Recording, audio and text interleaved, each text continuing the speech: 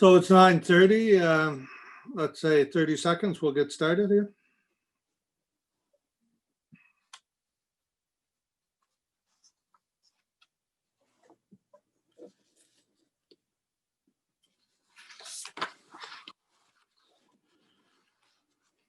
Okay, good morning, everybody, and welcome to the December 16th, 2020 meeting of the Transit Commission.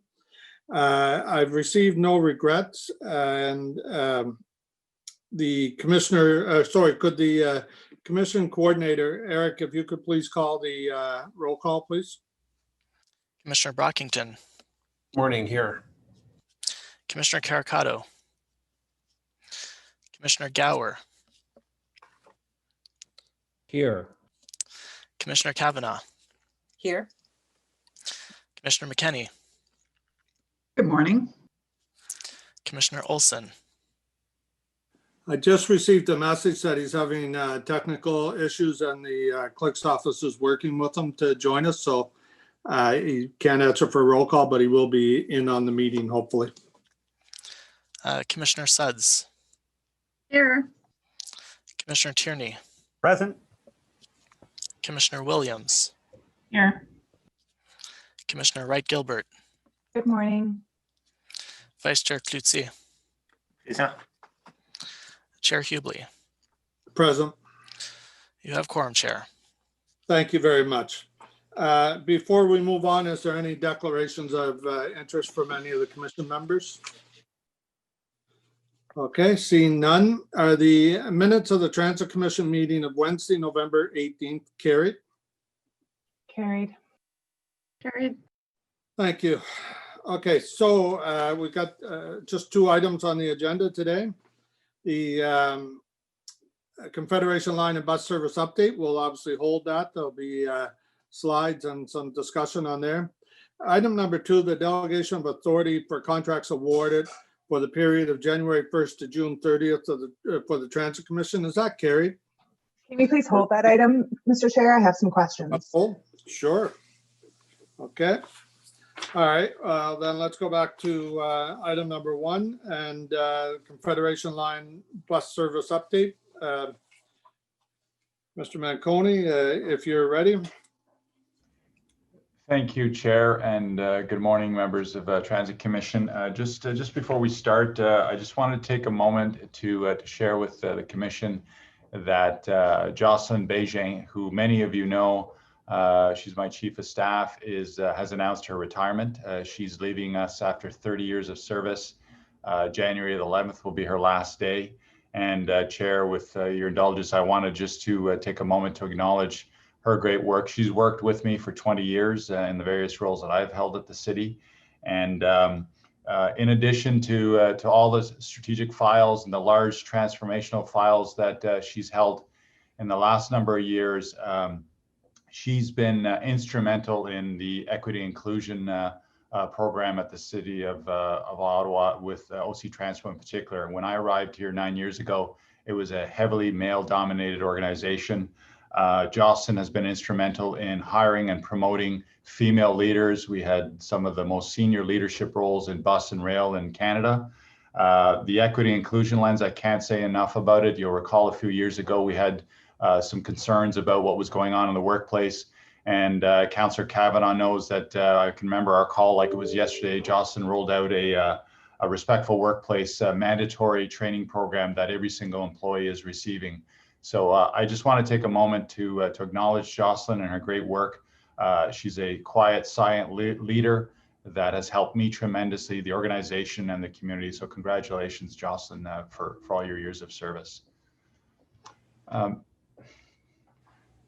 Mr. Chair, members of Commission, I'm going to ask Mr. Charter to walk you through the update on the rail piece. I just want to say a few words about the TSB. I cannot speak on their behalf today. That's a regulatory requirement. And I just want to make sure that we just watch ourselves in terms of opinions of TSB. I cannot offer those to you. I will share what they have shared with us at the various meetings. We're an open book in that regard. I just want to know that I can't speak on their behalf and I can't state their positions and so forth. The other thing I want to address head on, because I've already seen some comments in social media about, are the trains safe? Safety is paramount. It is at the top of every railroad and bus operation in the world. And I just want to lay the context to make sure that we've shared all the appropriate information with you. Sitting at the table since day one of this issue with the wheels, we have our Chief Safety Officer, Brandon Richards, who reports to me. We have your independent safety officer that reports to City Council and the City Manager. And a reminder, I'm firewalled from that individual, Sam Barata. He's a railroad expert. He's been fully engaged. We have Alstom's Chief Safety Officer. We have the TSB.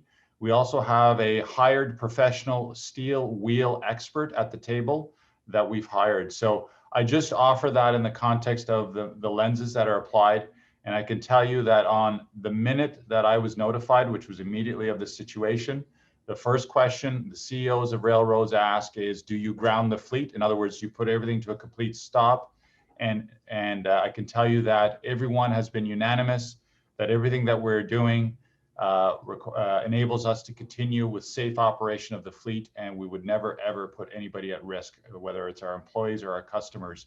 So the daily inspections that you're going to hear about, the replacement of the wheels you're going to hear about has been rolled out, and there's nobody from all those safety lenses saying do not use the trains. With respect to numbers, I think there's been a lot of confusion out there in terms of what's been replaced and what hasn't. We have 38 single cars of the fleet. 13 of those cars have had all their wheels replaced. That's hundreds of wheels. Alstom did not have to do that. They did that on their own, and while they're waiting for some specialty equipment to do adjustments to those jacking screws. They're continuing to inspect the remaining 25 vehicles on a daily basis to ensure that there are no defects, no issues. And they are replacing wheels until the specialty equipment arrives. Once that equipment arrives, they then can inspect the wheel. If there is jacking screws that need adjustments and there's no deformities to the wheels, they can then make the adjustments and don't have to go to full replacement. But we're not at that point right now. So 13 trains have been done. 14th train is nearing completion, or 14th car is nearing completion. So, and then once a wheel is replaced, you go into the normal inspection mode associated with those wheels. So they move off of the daily and they receive their regular maintenance. So the wheels that have not been replaced are getting a daily inspection right now, which TSB has been involved in. The safety officers have all signed off on. Your independent safety officer has been engaged on, and so forth. So I just wanted to set the context in terms of that, because I had some questions last night and today on the information that I released. With that, Mr. Chair, I'll turn it over to Mr. Charter and Mr. Scrimgeour. Thank you, John. All right, thank you, John. And I'll just wait for the presentation to come up there. Perfect. And if you can go to the first slide, please. Thank you. Yeah, so overview of the presentation. Start with overview of the performance of line 1, update on the rectification plan, those 7 key items that were impacting our service reliability. I'll turn things over to my colleague, Pat Scrimgeour, at that point. He'll talk about the transit service transit recovery update, as well as a brief update on COVID-19. So next slide, please. So, you know, the next 3 slides, you're going to see it's the same graphs that we've presented the last few Transit Commission meetings. You know, this one shows the service delivered in comparison to the planned service for the entire month. Continue to see, you know, August, September, October, November, good performance in terms of reliability, that 97, 98%. You know, we haven't seen a repeat of what we experienced back in January, February of last year, those low percentage months in which were very, very challenging for our customers. So we finished the month of November at just over 98%, and so far for the month of December, up to and including December 13th, the Sunday, we're at about 96%, and I'll explain a little bit the next slide. You know, why we're a bit lower than where we were in previous months. So you can go to the next slide, please. That'd be great. So this slide, you know, combines. It looks at the overall service trend, which is that wavy line running across, as well as, you know, each dot is the the actual service delivered on any given day. So, similar to the previous slide, you could see that the service trend so far for the month is below that 97% threshold that we use as sort of a barometer as to, if it's above the 97%, those tend to be really good days for our customers. And, generally when we fall below 97%, there's been some challenges and there's definitely been some impacts to our customers. So, we're below that 97% so far for the month of December. And you'll note that there's 6 dots there, or 6 individual service days that are below that 97%. So that's that variability or lack of consistency from day to day, and that's what's driving the average down. So we've had a few occurrences so far in the month of December that resulted in some challenging commutes for our customers.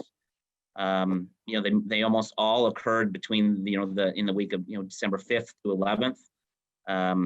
But if the remainder of the month trends like we have been the last couple of days and trends consistently with the previous month, we could see that jump back up to 97, 98%. But obviously those I say those outlier days or those challenging service days, I mean they're obviously going to remain. That's what's been experienced so far. So we want to see all those dots, all those service days congregated at the top of the screen. Above that 97%, we all want to see them tightly clustered together because that shows one, reliability, and then consistency from day to day. Go to the next slide, please. So, this slide ties the two together. We for the month of November, we did see a little bit more variability, but the average was above the 97%. As I said, it was just over 98%, and we had those 2 outlier days there that impacted service. So far for the month of December, as I said, up until December 13th, our average is below 97%. That's why that bar is red. And as I said in previous commission meetings, you want that bar to be as thin as possible or as short as possible, because that shows that the service is consistent day in, day out. So those outliers that you saw on the previous slide is bringing the average down. And as I said, I'm not trying to sugarcoat it anyways, but those have been some challenging days for our customers. But overall, as I said, I think December if we continue the positive trend that we've seen in the last couple days, we could see that jump back up. But those outlier days are still going to remain. Thank you. Next slide, please. So with regards to the rectification plan, there's a few updates here. Last Transit Commission talked about, we're moving into monitoring and making sure that the actions taken continue to produce the desired results. And that's where we're at for a few of those things. So, with respect to, the vehicle brakes and the overhead catenary system, the work on both those fronts is largely complete. And we are moving into that, the monitoring, making sure that, they continue to, provide the reliability that we expect, that our customers deserve.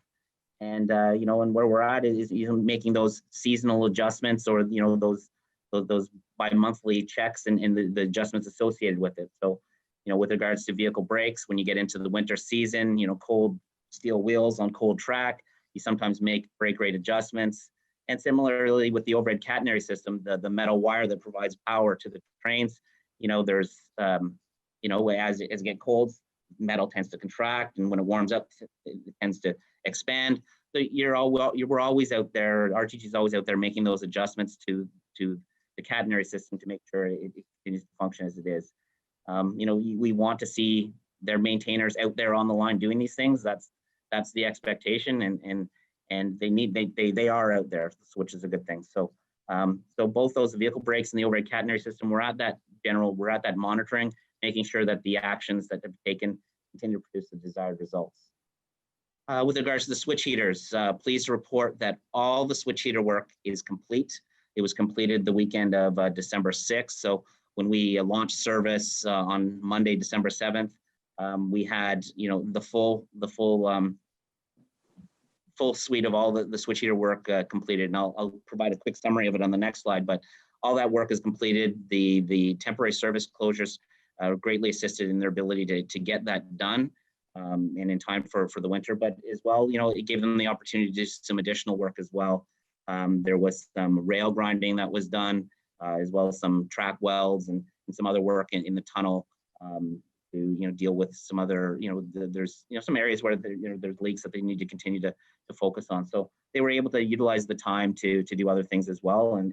But then the main thing for me is all the switch heater work has been completed, which is what we expected and is what they delivered. Vehicle traction power. If you recall, last Transit Commission meeting, I said there's 21 vehicles that have been completed with the new inductors and contactors and that sort of thing. We're now up to 29 of 38 vehicles. We're still on track to be completed early in the new year. That's progressing well. And as I said, we haven't had a reoccurrence of those power arcing events that since we've made modifications to the software and some of the other changes. So, good progress there. Vehicle passenger doors. Again, I know I'm repeating myself from the last Transit Commission meeting, but since that SIL2, the safety certified software was inputted onto the doors, we've seen very, very positive results. Doors and door issues tend to be one of the #1 causes for delays, in all rail systems. For us right now, we have had a few door issues, very, very minimal impact to service. Generally what happens is the operator is able to go attend to that door, take the door out of service, close the door, lock it, but then keep the train in service with a minimal delay of a couple minutes at most. So we're seeing very, very few of those issues. And when they do occur, our operators are able to take action and keep service moving, which is great, real positive. The vehicle auxiliary power or CVS units in the HVAC, similar to what I said about the brakes and the catenary system. The software updates are in place. They're producing the desired results. At this point, we need to monitor and make sure that it continues to have those results. And we know that the winter months tend to be the most challenging for us, or for vehicles and for systems. So we need to see the trend that we saw late summer into the fall. We need to see that continue over the winter months. So, that there is said, software is in place, the changes have been made. And it's about monitoring and make sure that we continue to see those results. Thank you. Next slide, please. So I mentioned switch heaters. You would have seen this at last Transit Commission meeting. So all the switch locations have switch heaters. So all locations east or west of Tremblay Station have the electric heaters and have been upgraded with those. We talked about those heat trace elements that literally heat up the rail and ensure that there's no buildup of snow or ice. That's all been complete. And then the 3 switch locations east of Tremblay Station have all been updated with gas and natural gas and propane switch heaters, which will provide that greater level of heat. And this is where we had all but one of our, all but one of our service-related disruptions were in the East End. So that's why we really focused on the gas-powered solution there, and that got completed over that weekend. In addition, we talked about the alarm monitoring. So if the switch heater stops blowing heat for whatever reason, our control center, which is staffed 24/7, 365 days a year, will get an alert, and we can dispatch staff before it becomes an impact to service. And we're as we're at the early stages of all this work, we're also dedicating some of our field resources to be doing the field checks. Take a look, make sure that it is functioning. There's certain locations where you can hear the switch heater going, and then there's other locations where you can use one of those heat thermometer guns and check. So we're using the alarm monitoring, and we're augmenting that with our field staff, because we know this is one of those areas where there was a good number of impacts to customers last winter. And we're putting a lot of effort into that. Yeah, so all the work is complete. So right now it's we know that the winter's coming. Our next snowstorm is soon. Said we got all the work done, and we're monitoring it both through the control center and through our field staff. Next slide, please. With regards to the wheel cracks, and I know Mr. Manconi touched upon it at the beginning here. And some of the information I may provide might be a little bit of duplication, but it's important to note. So yesterday the TSB did release a letter outlining some of the preliminary findings associated with their independent investigation. Since the wheel cracks were identified back in early July, City has worked closely with RTG, ensuring the continued safe operations of the light rail fleet. We notified the TSB immediately of the occurrence, and RTG, their vehicle manufacturer, also initiated their own separate investigation. And that's when they implemented their daily inspection regime, which was supported, as Mr. Manconi indicated, by their chief safety officer, their engineers, and as well, the city had the opportunity to, be part of those discussions, and we included our vehicle engineers, our consultants, and John mentioned, we have a metallurgist that we've hired to help participate, and we've kept the regulatory monitor compliance officer, Sam Barada, the RMCO, involved throughout. The TSB letter suggests expediting the wheel replacement program, and to that end, RTG has been securing extra tools and resources in order to complete the wheel replacements at an additional site. And the intent there is to speed up the process. We're still looking at early in the new year in which that will be completed. But they're still working on securing those extra resources so we can get that, expedite this as quickly as possible. The TSB also indicated that there's a cable that may obstruct the view while inspecting the wheels. The city and RTG have agreed to moving the cable, and because we know that it'll enhance the inspection process. Anything we can do that will make it easier, we're all for. And I can confirm that all the vehicles that are in service, this cable has been moved. So as we're going through the inspections, that cable, although it was identified as a potential issue from the TSB, we've been able to have that cable moved, no impact to the performance of the vehicles and of the fleet, and that's all been done already. Mr. Manconi had indicated that to date, 13 vehicles have had all their wheels replaced. This was done proactively as RTG was securing specialized wheel press equipment. These wheels are, it's a metal piece on top of a metal piece, and you do actually have to press them together. So you need specialized equipment to do that. So these 13 vehicles, with now having new wheels that have never been impacted by the jacking screw, they've now reverted to their normal monitoring and inspection cycle, which is approximately every 30,000 kilometers, or probably every 2 to 3 months. They would go through a detailed inspection where they're looking at those wheels. The remaining 25 vehicles continue to follow the daily inspection process that's in place. That is a requirement for those vehicles to go back into service. Is every day the vehicle needs to go through an inspection, looking at every single one of those wheels, and that's that inspection regime that I mentioned that was signed off by the vehicle manufacturers, their chief safety officer. So the remaining 25 vehicles continue to go through that daily inspection process.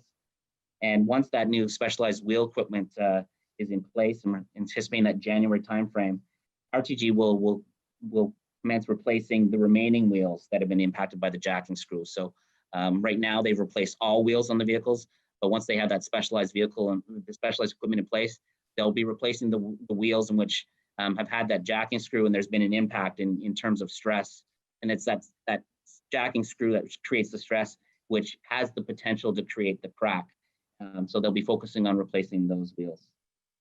And then just lastly, as we have throughout this process since the beginning of July, we'll continue to work closely with the TSB and support their investigation any way that they need. So with that said, I'll now turn things over to my colleague, Pat Scrimger. Thank you. Thanks, Troy. Could I have the next slide, Eric? Thank you. Thank you. Mr. Chair, through to the end of November, transit ridership on our system has continued to be at 28% of the usual levels. That's measured since Labor Day. We're continuing to monitor ridership as customers return or as travel patterns change, and we'll continue to make adjustments as necessary. This next graph shows the ridership since the beginning of the effects of the pandemic from mid-March, when it dropped very, very quickly down to the lowest level you can see there in April and May, then the increase that we had over the summer, and then the very slight decrease after a peak at the beginning of September, very slight decrease through those weeks when we had the more stringent public health restrictions. I should have done this last night. Troy, you're on. Troy, there you go. And then fairly, but as you can see, fairly stable the last few weeks through the month of November. And we'll continue to bring you updates on this as we see how we do in December and beyond. The next slide, please. So since the beginning of the pandemic, 48 of our colleagues out of approximately 3,000 of us have tested positive for COVID-19. 45 of those people have recovered and are back to work. The remaining 3 are at home recovering, and of course we wish them all the best. And with that, the next slide, please. I'll turn you back to you, Mr. Chair. Thank you, Pat, for your presentation. At least before the meeting, there was nobody signed up for delegations. Eric, is that, can you confirm that? We have no delegations? No delegations confirmed. Okay, thank you. So we'll go right to questions to staff. And we'll just see. Okay, we can start with Councillor McKenney, please. Thank you, Chair. Just a few questions on the wheel cracks, and just according to the advisory letter that we received from Mr. Manconi. I know it does gives us a bit of a clearer picture on what happened in terms of these jacking screws. I probably know more about jacking screws than I ever wanted to or expected that I would. But do we know why the wheels would be shipped to Alstom and then delivered to us? This process had never been used before. It was always, those holes were filled with, silicone plugs. They sent them to us with jacking screws that are only to be used to remove the wheels. It just seems like such an exceptional oversight on the part of the manufacturer and then Alstom, to provide them to us that way. Have we ever gotten a reasonable and rational explanation for that? Chair, great question. On that one, I'm going to default to TSB. We need to let TSB do their job, and they're into all those things. I think speculating or trying to anticipate why and all those things would queue jump their work. And I have the exact same questions, Councillor. Those are very valid. And I'm going to let the TSB do their work. And again, they're very regulated. They trump everyone in the room. And I can assure you that's why they're going to take a year.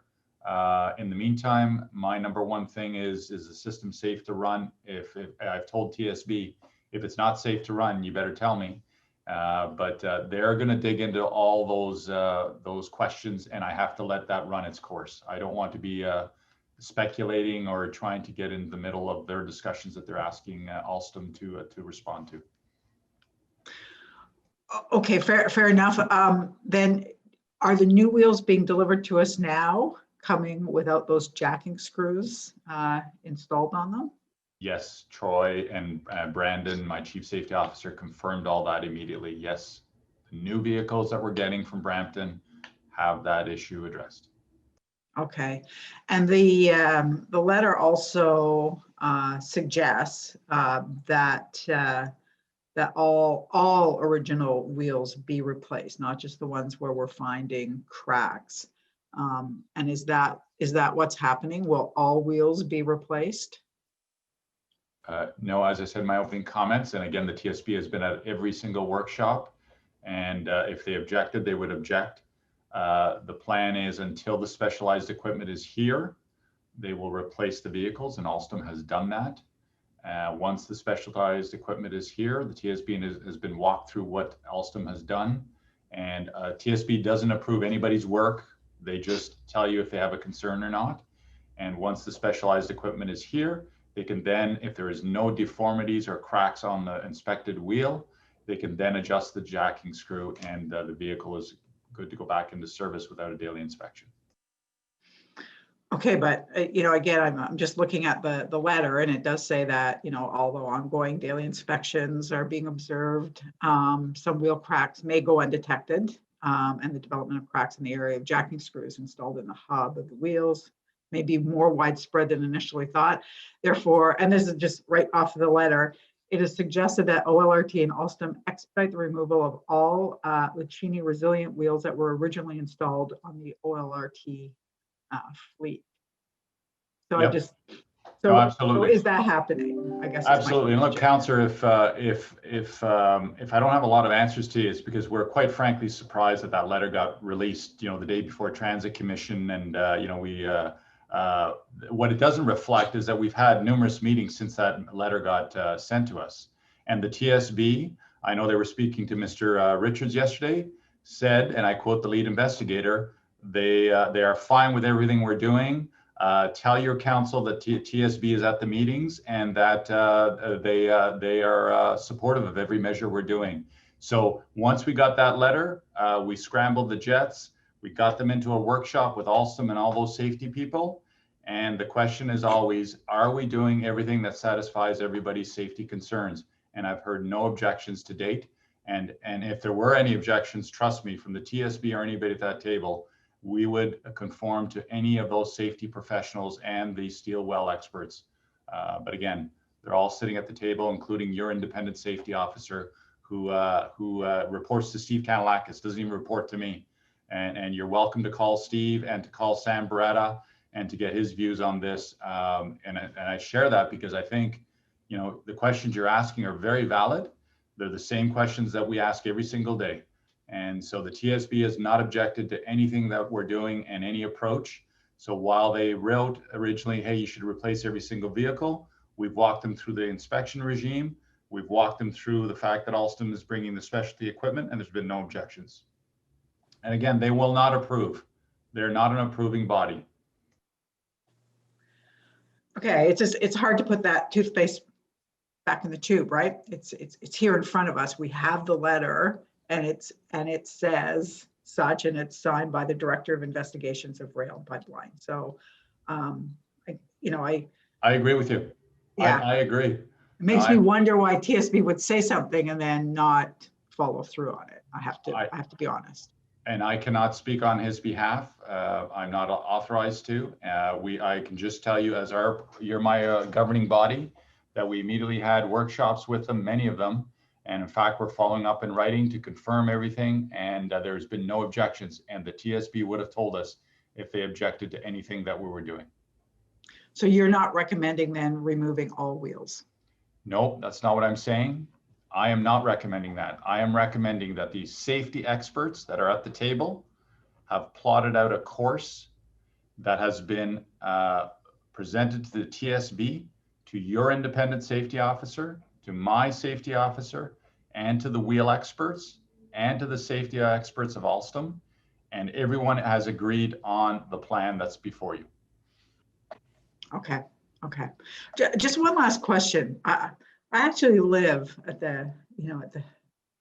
where the two rail lines meet, so I'm quite fortunate. So I've taken the Trillium line for years, actually to go into Councillor Deans's ward to Chapters. The only time I went to Chapters was on that Trillium line, and now I take it, to get downtown, get into work.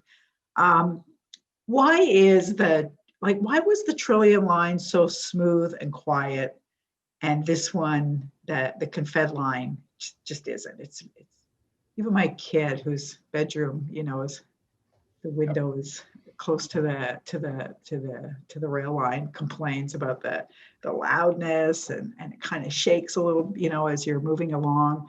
What is it about that wheel kind of rail interface that makes it so different? Yeah. The experience so different. 1 minute remaining. So I agree with you, and you and I bumped into our walks when we're out in your neighborhood all the time, and both you and others would remember that actually the Trillium line was quite noisy at the last stop at Bayview. There's a curve there, and we're straightening out that curve as part of the stage 2 build out.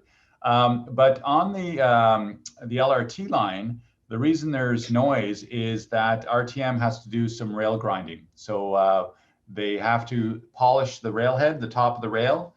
That will eliminate most of the noise. And also, I'm happy to report that they're using some specialty oil that the TTC is using in Toronto. Those of you that know the streetcars there, they're very, very noisy on curves. There's a new product that you literally put out with a syringe on the railhead, and it eliminates all the remaining noise. So RTM, as part of our independent review of recovery of service, the remedial plan, we have made it very clear to them the noise is excessive and the vibration that you're speaking about. So you've got the curve at Herdman, you've got some of the approaches at the stops. You remember the early months, very, very silent service. It will never be like that, never like the original, but the noise is not acceptable and the vibration, and that is on their work plan.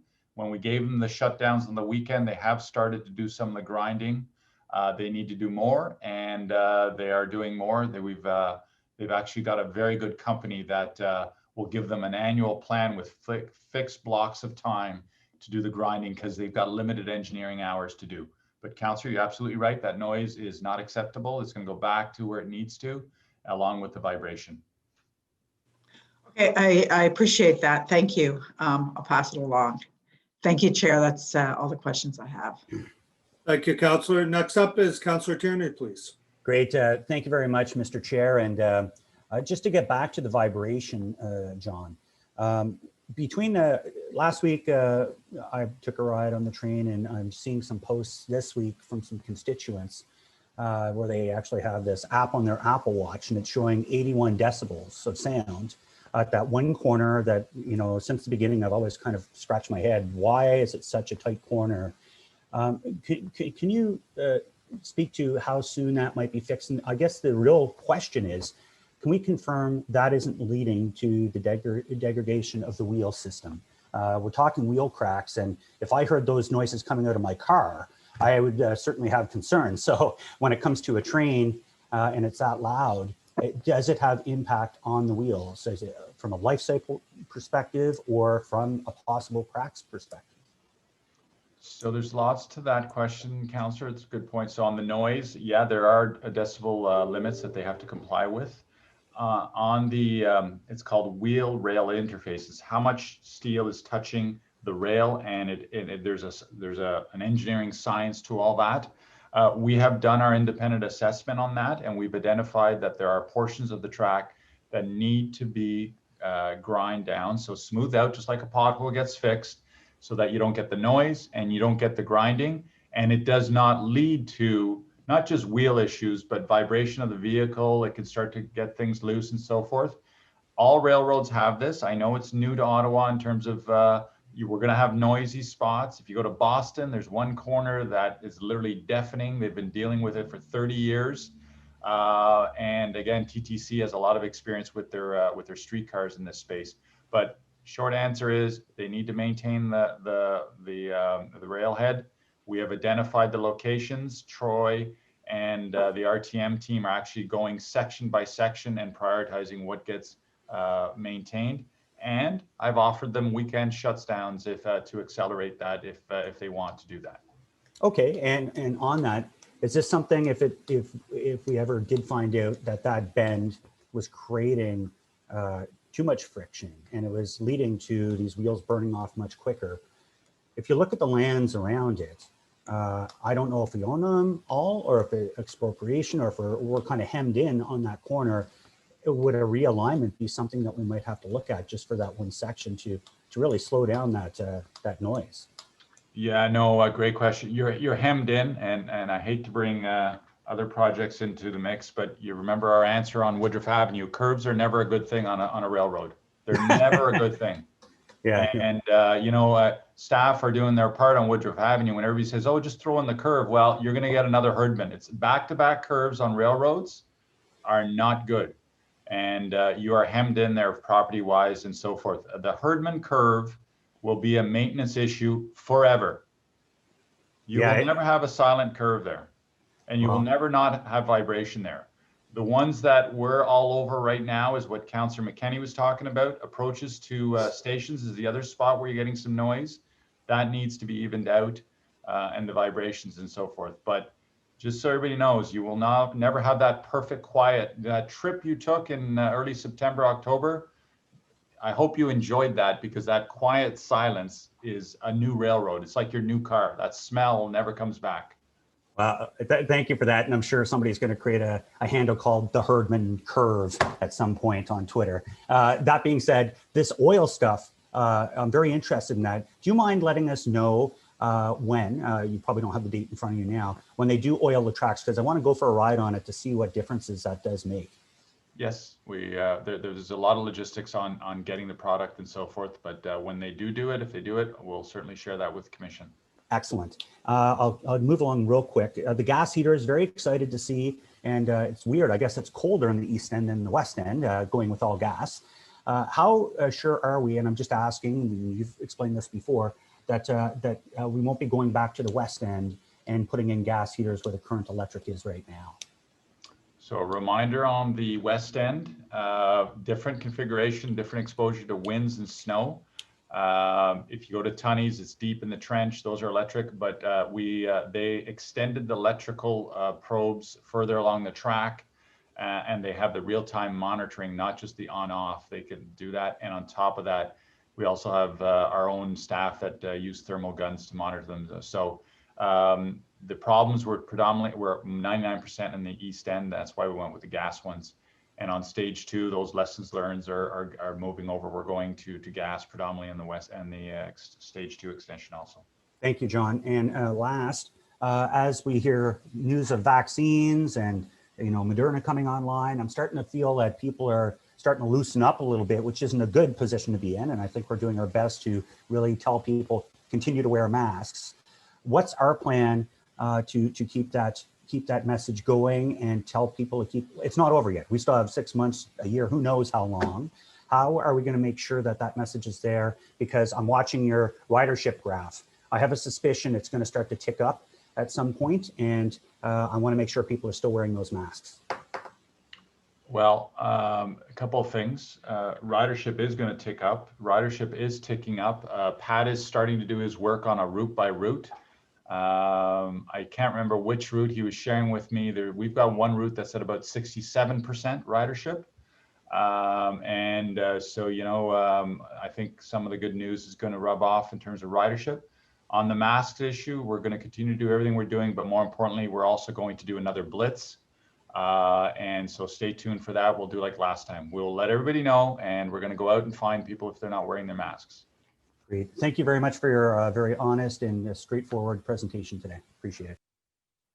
Thank you, Councillor. Next up is Councillor Brockington, please. Thank you, Chair. Good morning. I wasn't going to talk about the Herdman curve, but Mr. Mancone, I heard you say first there is attention that's going to be given to the curve. There's going to be some work to help mitigate some of the noise. And then I heard you say, get used to it. It's going to be noisy forever. So what exactly is going to happen at the curve? They'll do the rail grinding.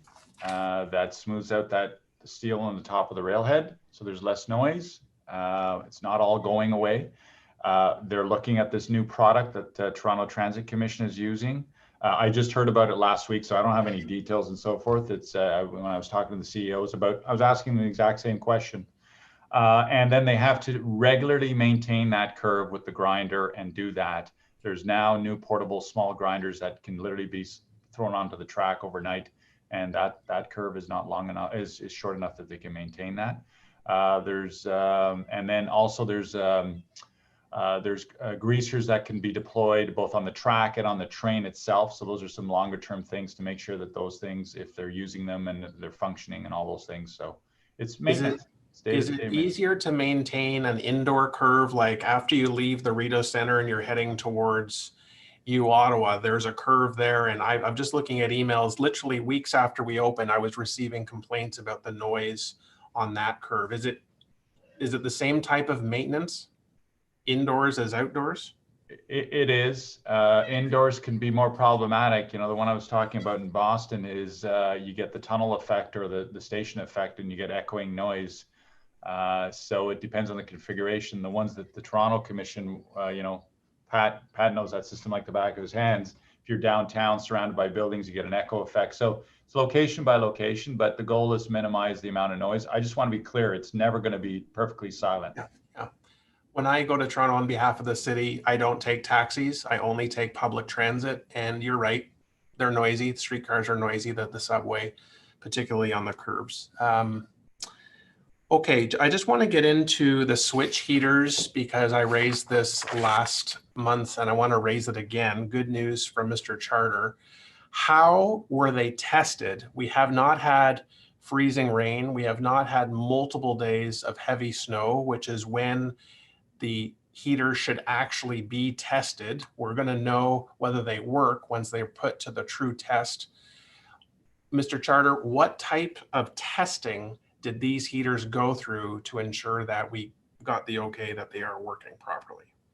Troy, can you make sure you're very humble, you don't brag enough. Can you share with the commission, you actually took Mr. Brockington's idea and put it into action. So share with them what you did that weekend with the ice block. Okay. So yes, Mr. Chair, quite a bit of testing was done on all the switch heaters, not just the gas powered ones, the heat trace elements as well. Obviously the testing starts with, you test all the gas line connections, make sure there's no leaks, all that sort of stuff. So there's things that Enbridge have to do to make sure that they're fit and they're set, and then they turn it over then to RTG to do their final install. So there's those pieces. But when the switch heaters were put in place, we start off by move the switches a few times, turn the heater on, turn it off, turn on, make sure it's blowing air. We have the heat gun on it, making sure that it's blowing air all the way down through, because it's not just one small point. You want to, it's a long piece of rail, so you got to get that heat all the way down that whole switch connection. And I wouldn't want to guess at how long it is, but it's a long chunk of track. So there's duct work that has to get all the way to the end. So you're taking the heat gun, and you're also literally feeling with hand are you feeling heat all the way through this duct work? But then we went one step further and brought, Councillor, it was right from yourself. We got big chunks of ice. Good. And we put them in between the switch rails, and we made sure that they melted and how quickly they melted. And so, we got a picture of one where there's a big chunk of ice and you could see it slowly going down, and it's not touching the rail. It's just in between where the switch moves back and forth. It's right there. And you can see that big chunk of ice continuing melting, and it melts really fast. So, that's a chunk of ice. Snow falling should turn to water right away. So we did all that. And then, since we've had the switch heaters installed, we have our field staff. They're going out and checking. So overnight, when we can access the line without trains running, they can get close and make sure they hear and feel it. But we also, we have them armed with those heat guns as well, so that they're checking throughout to make sure that, okay, there's no alarms in the TOCC saying that the switch heater's not working. Let's go double check. And we've been doing that. So what we're doing is we're doing that on a sort of a random basis, but then when there's a weather event coming, we're going full tilt and we're checking all those switches and having that double check until the confidence level is there with everyone. But we're going to be doing that through this winter.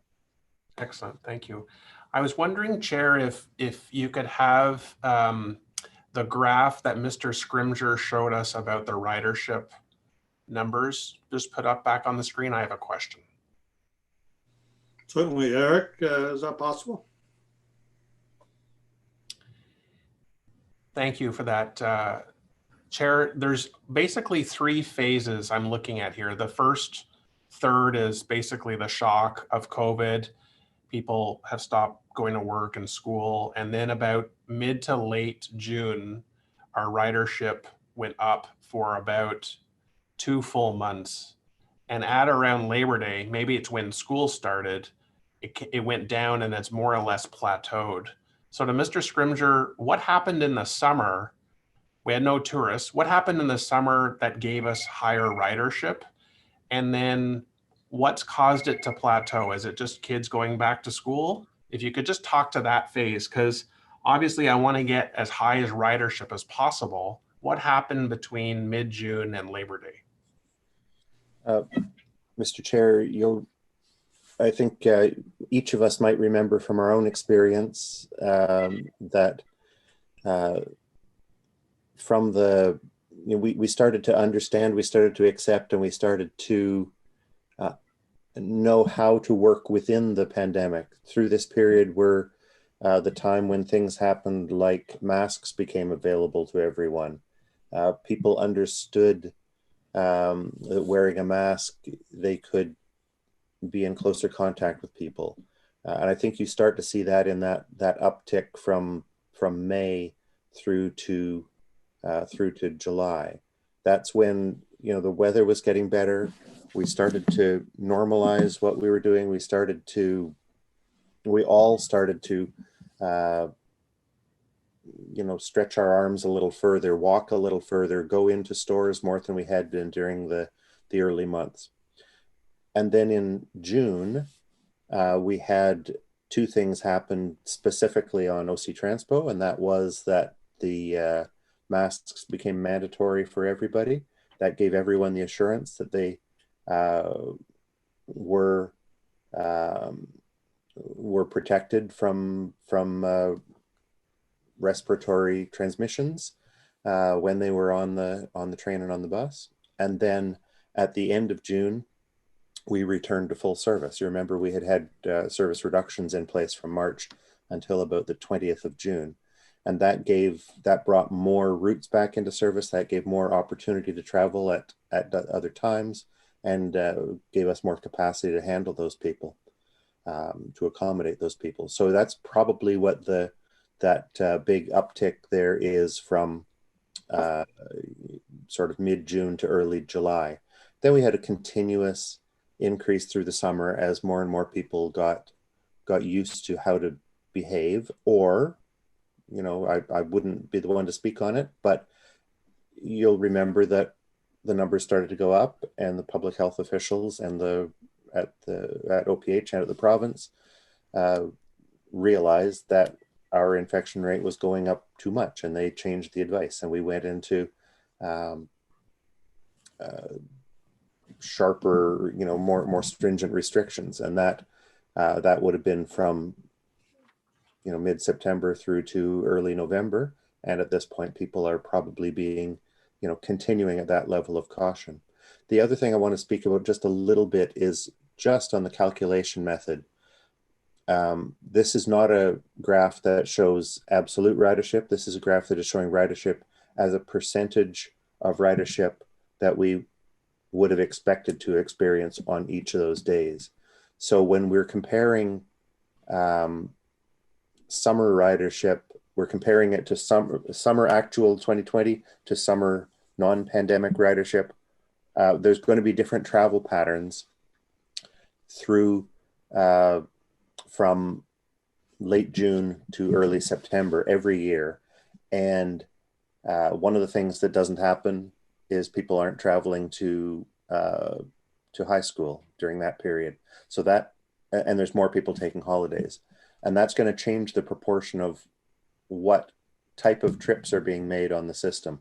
There will just be fewer school trips and normally fewer university trips made during the summer, the 2 months for the high schools, the 4 months for the universities. And then when you get to September, that all comes back. So some of that change that you see in early September, which looks like a very sharp change, is just that the denominator in the ratio was changing at that time.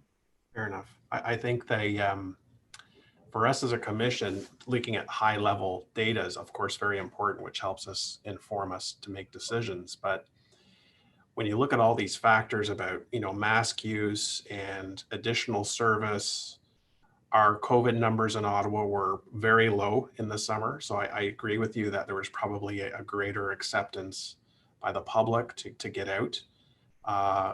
That type of analysis is very important for us when we want to move forward and have to talk about other initiatives to increase ridership. Do you have information about the weekday peak ridership on LRT, weekday peak ridership on buses? Because we have been getting some stats, but we don't see the actual numbers. Like pre-COVID, February-ish, LRT was peaking about 185,000 riders a day. What is that today, for example? Chair, I don't know if Pat's got that off the top. I'll let him respond, but I just want to also share with you that as part of the report that we're bringing to you in terms of criteria for you to approve, we are bringing you a bunch of data. I had a counselor at the budget meeting ask about individual routes, so I've instructed Pat to do that. We're going to do by station, by route.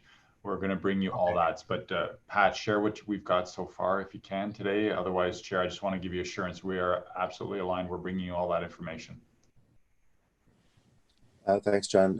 And you're right. No, I don't have that specific number here with me today, but I can, I'll say that what you see on this is the percentage of ridership on the complete system, that we're, floating around 28, 30% and have been for 2 months now. That's not the case everywhere on the system.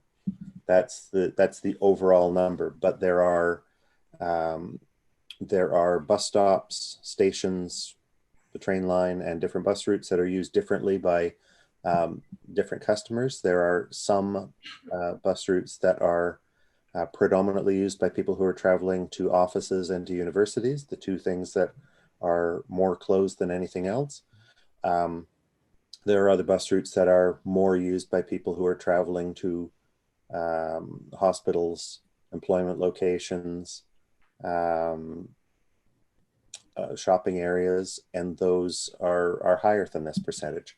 The train is running, because the train, I won't say predominantly, but more than anything else, is used by people who are traveling to or from offices in downtown and to or from the universities. Those are the two largest groups of customers who use O Train Line 1, and they are traveling obviously much, much less and not very much to their normal destinations.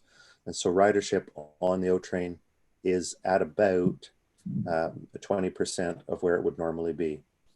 On the other hand, ridership on all the bus routes put together is higher, is more like 40% of all of where it would normally be. And that's how you get this average of 28, 30%.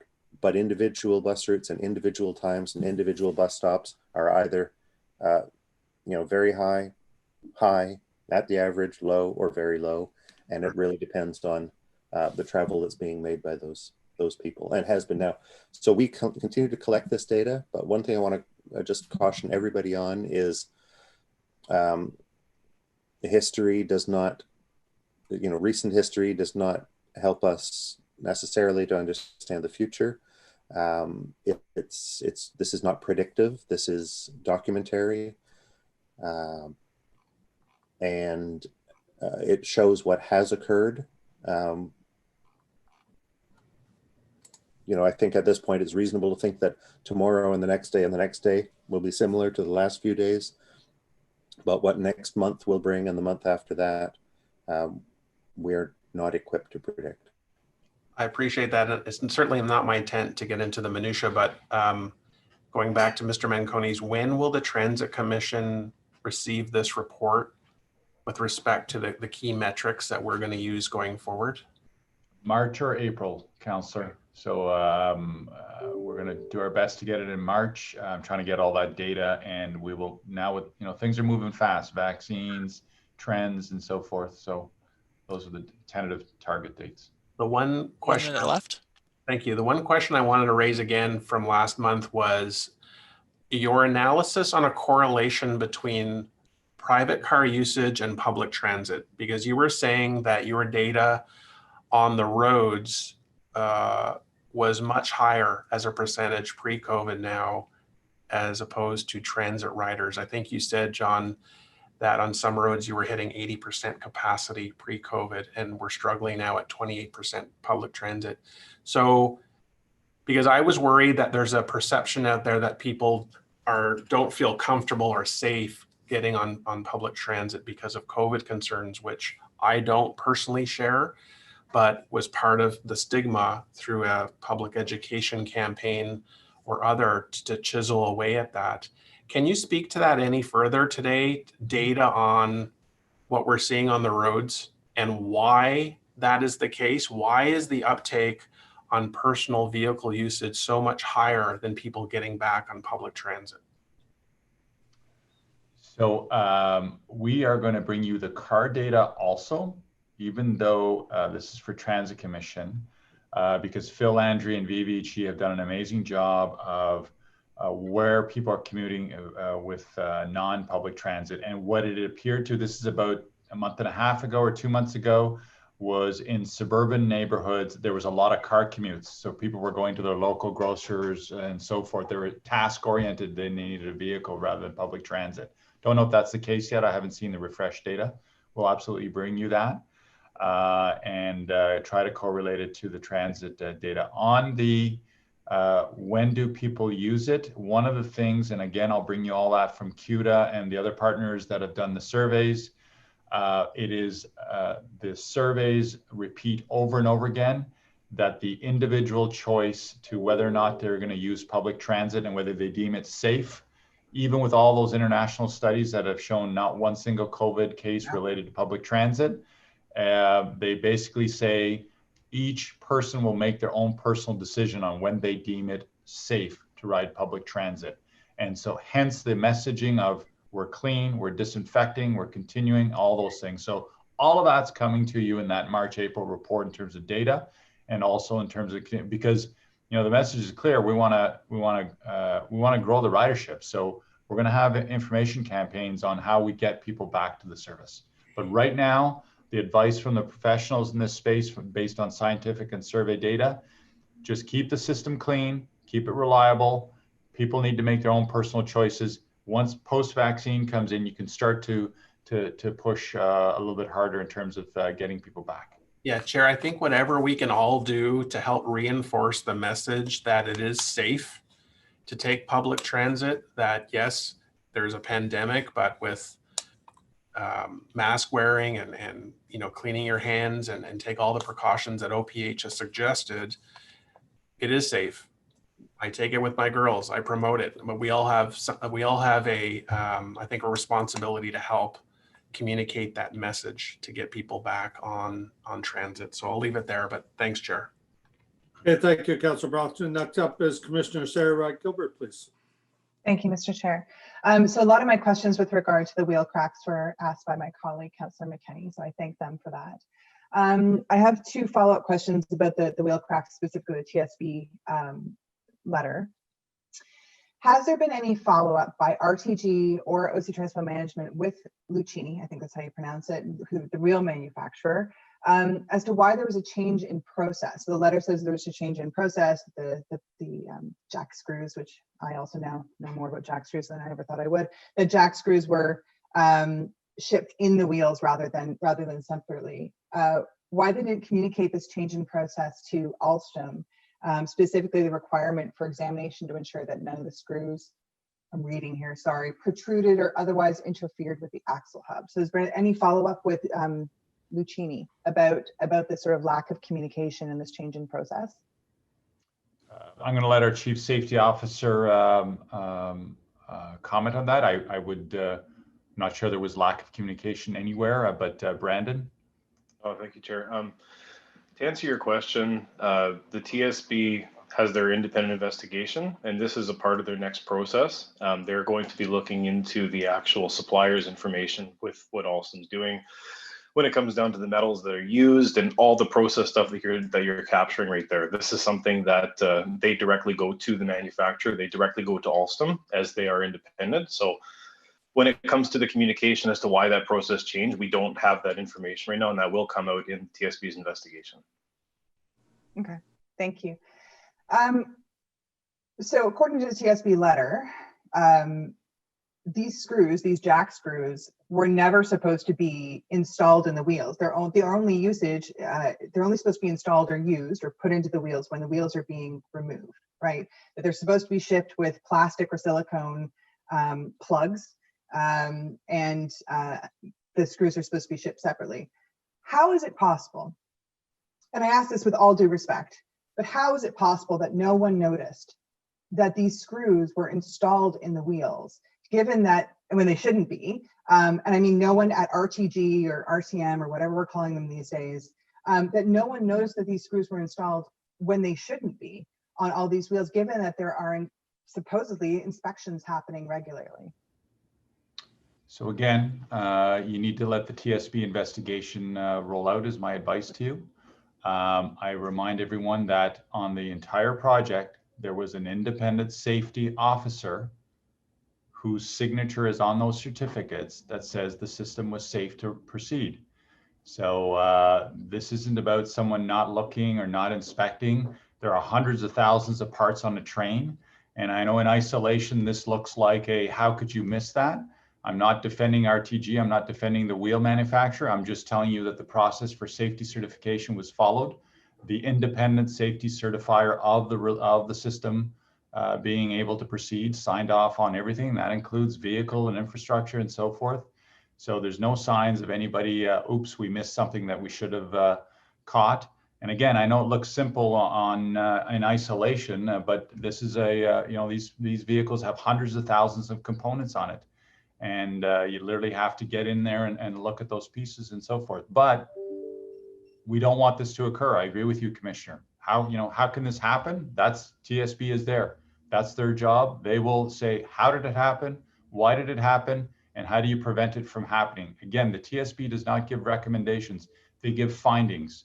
And we look forward to their findings and we communicate with them literally every day on our operations. So I wish I had that answer for you. I do not.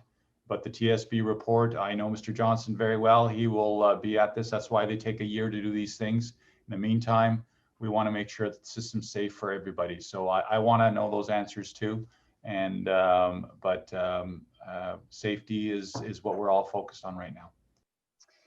I look forward to the TSB's findings as well, and I'll look forward to reading that report in detail, and hopefully we'll have a discussion about it at Transit Commission. What I will say is this, as well, I am very well aware that there are hundreds of thousands of parts in a train. There is, and on each train, and we have an independent safety officer who signed off on this system. It would be my hope or my assumption that a safety officer is looking at all of these components on a train to ensure that there's not something wrong. And if they've signed off on a train system that clearly has parts in the wheels of the train that shouldn't be there, then for me personally, it calls into question this independent safety officer. Moving away from the wheel cracks, because it sounds like we're going to have to wait for the TSB report. So in the presentation, Mr. Charter was talking about, we've had some reliability issues with the LRT during December, but also during November. So I undertook a little bit of a project. So according to OC Transpo's own text alerts, which I know a lot of us get, since this commission last met, which was on November 18th until today, there have been 28 days. According to its own text alerts, during that 28-day period, there have been issues resulting in reduced or delayed service on the Confederation line, line 1, on 10 of those 28 days. I have a breakdown. I'd be happy to give it to you, but the dates are November 18, 19, 3 separate issues on the 23rd, the 24th, the 25th, December 5, 6, 8, 9, and 10. I should note that in fairness, I did remove 2 events. I did not include 2 events that led to a delay and reduction in service. Those 2 events were the smell of gas at the switch heaters and the fire alarm at Lion Station, because no one can really plan for that. So 10 days with instances of reduced or delayed service out of a total of 28 days is 35.7% of the days. 35, almost 36% of the days in a 28-day period, we had reduced service of 15 minutes or more, reduced or delayed service. These are reliability issues. So while we're hitting 96% and the metrics that are being shown on the slides look 50 seconds left. Decent. Thank you. Relatively decent. There's reliability issues. They seem to be specific to brake faults and stop trains. And so I'd like to have a little bit more of an explanation for these issues. And is there a plan in place to increase our reliability on line 1? Chair, I'm aware of all those. I think we've answered all those questions. It's before you today. Everything's in the deck. Responds to everything. It's our target is 97%. In November, we're at 98%. Any railroad will never operate at 100%. On brake faults and every other issue that affects the railroad, it's all part of the monitoring that we're doing. And we are aware of all those instances. And in terms of those interruptions, it's how those interruptions are mitigated. And our TG and RTM is doing a much better job of mitigating those delays or those impacts to service. And doing things like we had a stalled train on Rideau last week and service continued and it worked around the train. And yes, there is a setup component to that diversion, but any railroad around the world will have interruptions. And so in terms of the outcomes, It's the data that's before you. And in terms of what causes those delays, it's everything that Mr. Charter has walked you through. With respect, I don't think the deck actually, I have 30 seconds left, Mr. Chair. I don't think the deck actually does answer my questions. You know, this is 10 instances, 10 days out of 28 where there have been issues on the line. It speaks to reliability of line 1. And so with respect, I don't think that the metrics that are being presented to us in the deck actually do answer my questions. Thank you, Mr. Chair. Thank you, Commissioner. Next up is Councillor Meehan, please. Hi, thank you. Good morning, Chair, and good morning, fellow colleagues. I have a question, number one, I guess just a sort of follow up to what Commissioner Wright was asking. I know the Transportation Safety Board comes in at a certain time in an investigation, but last July, or this past July, when we discovered the cracks in the wheels, I'm assuming that the city went to Alstom and said, hey, what the heck is this? Why do we have these wheels cracking? And I'm just wondering, at that stage, before Transportation Safety Board was brought in, what was their response to the fact that that the wheels were cracking? And you know, were all the trains inspected at that point? Like, when were the jacking screws discovered? And what was their response at that time before the TSB got involved? Certainly, I'll let Mr. Brandon walk you through that. Actually, it was Alstom that came to us that said, hey, we have an issue and we're looking at it.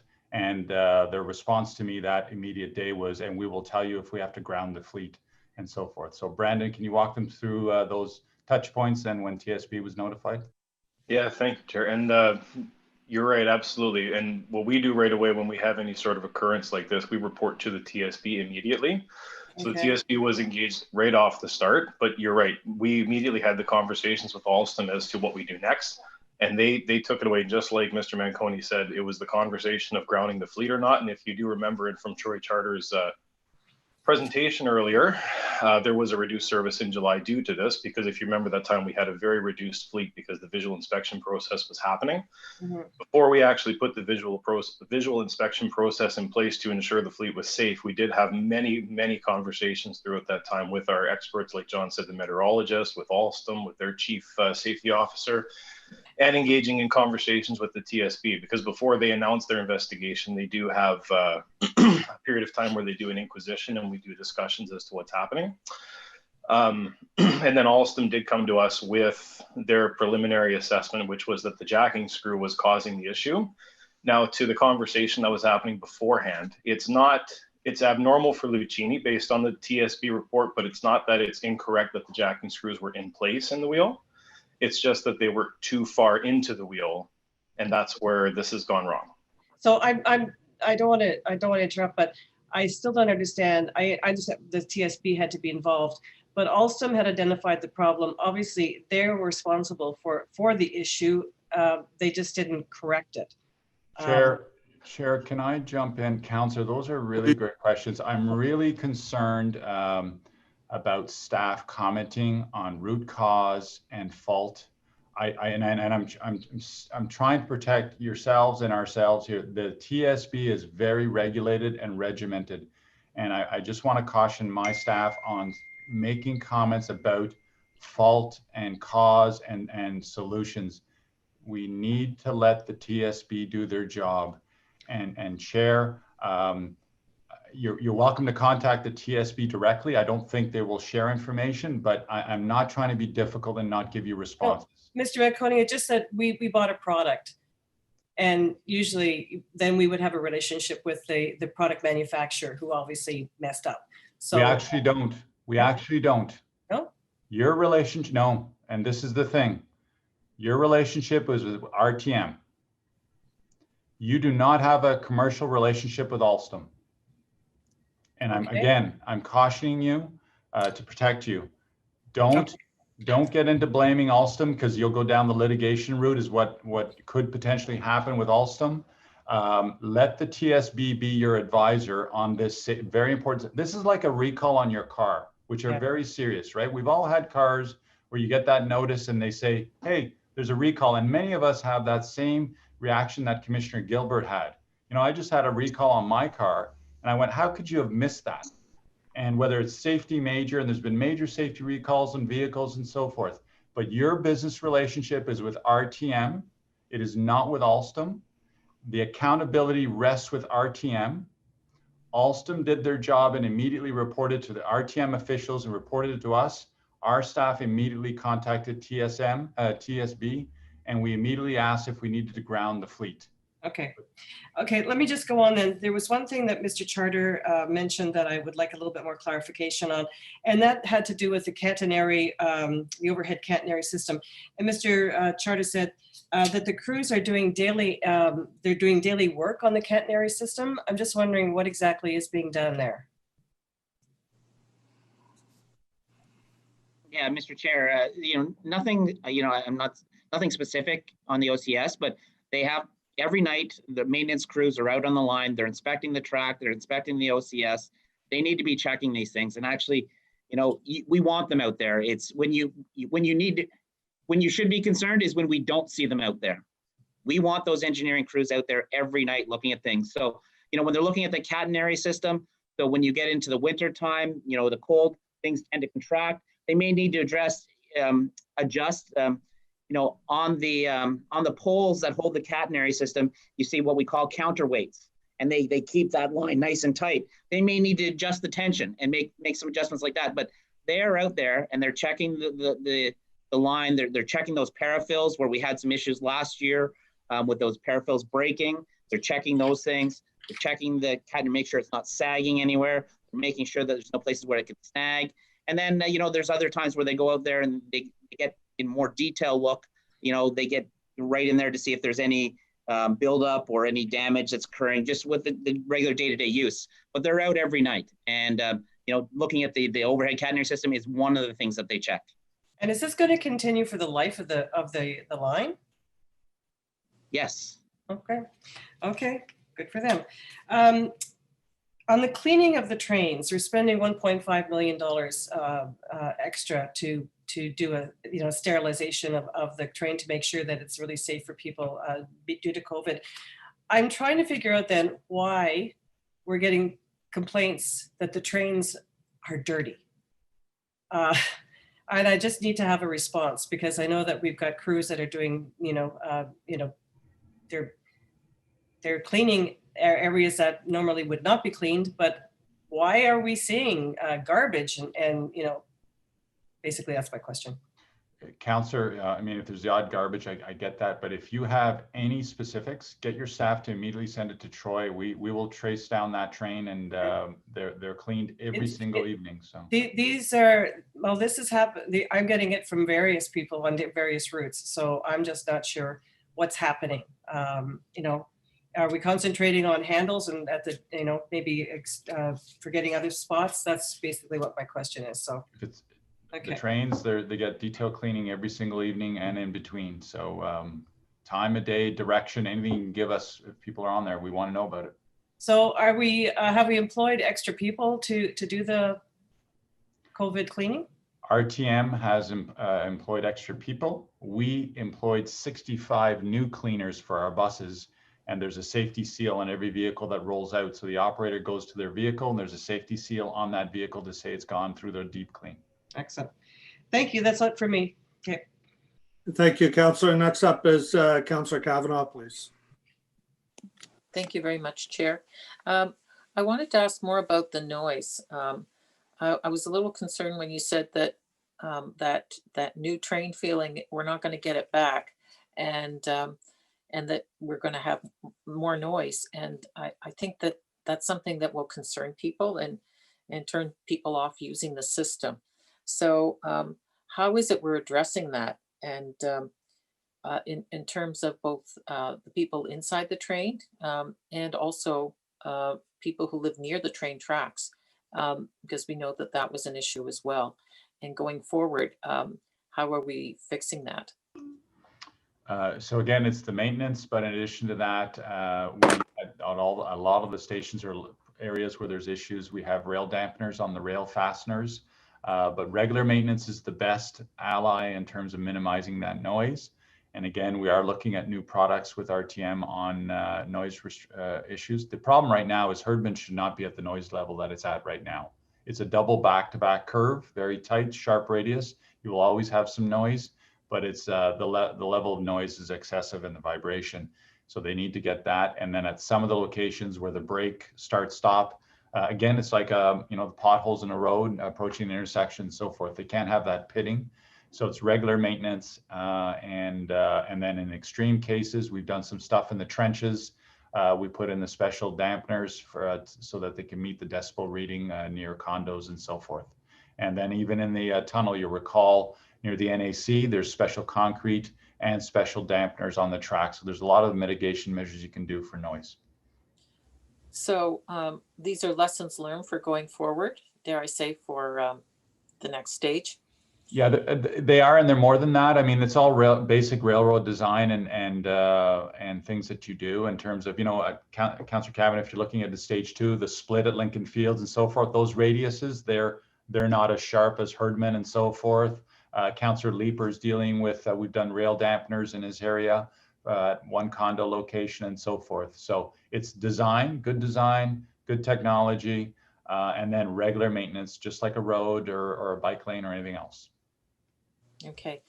Yes, it's something I hear about a lot, and as the main concern, and also for the people who are riding on the train. I mean, how does it compare to traffic, for example? Because it's supposed to be replacing the buses. So, if you compare it to buses, what is the comparison? Again, very quiet in the train on the straight stretches. Herdman's is noisy, and in some key locations, stop starts, and we want to eliminate that noise. So any train makes noise, but they have to do some maintenance on the track. Okay, thank you. Okay, so we've been open up for, I guess it's about a year and 2 months now, So we're dealing with these maintenance issues with this TSB report. When does it end? When do we say we've got this under control, and that we're, because we're trying to build confidence, of course, in for our ridership. So what does it look like in terms of going forward for building confidence in ridership? So 2 parts to that. Great question. Reliability and consistency in that reliability. So we're building up. We're hitting some good numbers. The second part for you folks as our board of governors or our bosses is the independent assessment follow-up that we're in deep now, looking at all those elements, the catenary, the track, the systems, and so forth. Once we get that report for our independent assessors, we'll then come back and be able to tell you, hey, we've got things that look problem-free. Again, I'm very cautious. I've said it before, I'll say it again. I think we can breathe easier once we get through winter and we see how the switch heaters have worked. We have, knock on wood, we've not had any of those CVS issues that we had last year during freezing rain events. So we've had some of that already. The software is working well. The door issues, the software is working very, very well on that stuff. So, but I want to see that independent assessment, and I want to get through winter months, and then I think we can breathe easier and say that, we're there. It is not uncommon for systems to have issues. We've had a disproportionately amount of issues on this system. I know that, but I have to finish with this. It's a phenomenal system. It's changed the city forever. It's unleashing the potential of stage 2 and stage 3. The uptake on build up is great. You're seeing the intensification along the corridor. I was at Rideau Station yesterday. It felt alive again. I was in there in the deep, bowels of COVID, and it was, empty. And yesterday I got excited seeing people using the system. So I'm an optimist. It's a great system, and the industry and the world does talk about it both in a challenging way, but also in a positive way. Not forgetting that nobody's ever done what we've done anywhere in the world. Converted a live system of BRT to rail. Okay, thank you very much. Thank you, Councillor, and thank you, Mr. Manconi, for reminding us of all the virtues of the system. A couple of questions for me, if I could, please. Following up on Councillor Meehan's comments, I think I'd like to be a little more clear here, because I know, you know, I was at Rideau with you yesterday, and I see not just on the train system, but on the bus lines, we have vehicles going around cleaning the bus stops and everything on an ongoing basis. If someone spots garbage, let's just call it, say it's a coffee cup, on a train or on a bus, if they alert their counselor and their counselor in turn alerts your folks, they get out there, they get that right away. Nobody's saying that they've seen a coffee cup or a water bottle on the same spot on a train for 2 or 3 days or anything like that. The staff go through these trains several times a day picking stuff up, but a deep clean overnight. Is that correct? That's correct, Chair. So if we're concerned with garbage on the train, maybe one of the things we should be doing here is going to the source of the problem. This is somebody that took a coffee cup on the train or a water bottle, finished their cup and just decided to throw it on the floor when they were done. I've been on systems in Europe, for example, where other passengers turn around and stare at that person until they pick up their garbage, because they all take a shared responsibility for keeping that train or bus clean. So I think if Councillor Meehan is hearing a lot of reports about this happening on the system, whether it be coming out of Riverside South or the trains downtown, whatever, I would encourage all commission members to make sure that any reports on that come back to us so that we can look at what's doing. But also to if you're on the train yourself and you see someone doing that, maybe ask them to, you know, why'd you do that? Because we have waste receptacles at all the stations and everything. So there isn't really a need to throw it on the floor when you're done with it. The other question I had for you, Mr. Manconi, is to go back to the TSB report. I didn't see any mention in that report about concerns with what our safety procedures are, what our inspections are, or our safety inspectors themselves. Are you aware of any concerns by TSB about that work? Mr. Richards, our safety officer, has been at every meeting with TSB, and every meeting he ends it with, is there any safety concerns? And is there anything that I need to tell the general manager about the fleet? And there has been no issues. And again, I know that TSB was in communication with Brandon yesterday saying they're very supportive of everything that is going on. They will not approve what's going on, but they're not objecting to it. And so Brandon confirmed for committee, there's been no objections from TSB on everything to date, correct? That's correct, John. Okay, thank you, Mr. Manconi. Okay, seeing no more questions, can we receive this update, please? Received. Thank you. Okay, so our next item is item number 2, the delegation of authority for contracts awarded from the period of January 1st to June 30th, 2020 for the Transit Commission. I believe Commissioner Wright Gilbert, you held that. Did you want to ask your questions? Yes, thank you, Mr. Chair. So I took a close look at this delegation of authority, just given that these are contracts over the amount of $25,000 that are awarded or amended. And I appreciate that you're providing us with these reports. So I do just have a few questions. Page 1, line 1, which is the amended contract in the amount of $919,805, is for professional operations and maintenance services for the city's Stage 1 Confederation Line project requirements. Can you provide some detail in terms of what's included in this amended increased amount? We have our Chief Procurement Officer here. Will, did you want to comment on that? Well, Mr. Chair, this is an amendment for additional services related to the professional services contract that was awarded by Council to STV related to the Stage 1 development.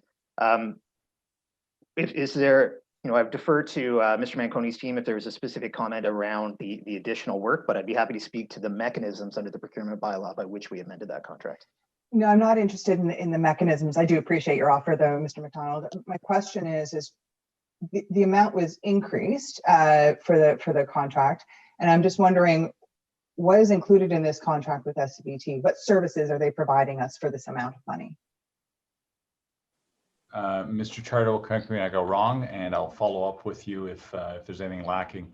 I believe all of that is on the additional oversight, which is all getting billed back to RTM. So when I talk about that wheel expert, STV has that wheel expert on staff. So Commissioner, I'm happy to pull out the extra work on the stage 2 piece, stage 1 piece, and get you the all the details related to that. Troy, do I have that correctly? Yeah, that is correct, John. Yes. So this is essentially salary dollars for the various experts that we've brought Correct. in as a result of issues with line 1. Correct. Perfect. That's a good an explanation that is helpful. Thank you. I'm just using the page number and the line number just in case any of you folks are following along. So hope that's helpful. Page 1, line 14, amended contract amount of $97,528, which is all labor, equipment, and materials to remove and dispose of a concrete slab at Parliament Station. Can we hear a little bit more about this concrete slab removal, i.e. why was it removed? Troy, I believe that's yours. Right, that's mine, John. Oh, Pat, sorry. This is about installing the bus shelters at the stations once the work was completed by RTG to restore the street in order to build the shelters that exist at Parliament Station and at Bayview Station. So it cost an additional $97,528 to build these bus shelters, remove the concrete slab and build bus shelters a year and a bit after the system had opened. This is to complete the work. This is not, I'll remind everyone on the commission, this is for the period from January to June of this year. So that's approximately 4 months after to 8 months after the line opened. Not doing my math very quickly in my head. There was at all of these, at all stations, there remained work that needed to be done that was not part of the contract to RTG that council awarded. One of the things that progressed after that initial contract award was the design of bus shelters at locations, and so there needed to be electrical work, there needed to be physical work. The shelters were delivered and installed, and we use a range of contractors to complete all that work, and this is one of them. Okay, but just to be clear, that $97,000 amount has nothing to do with building a shelter. It's actually just for the removal of a concrete slab, correct? I mean, that's what the line item says. It says specifically labor, equipment, and materials to remove and dispose of concrete slab at Parliament Station. And to provide additional work to power the Bayview Station shelter. Okay.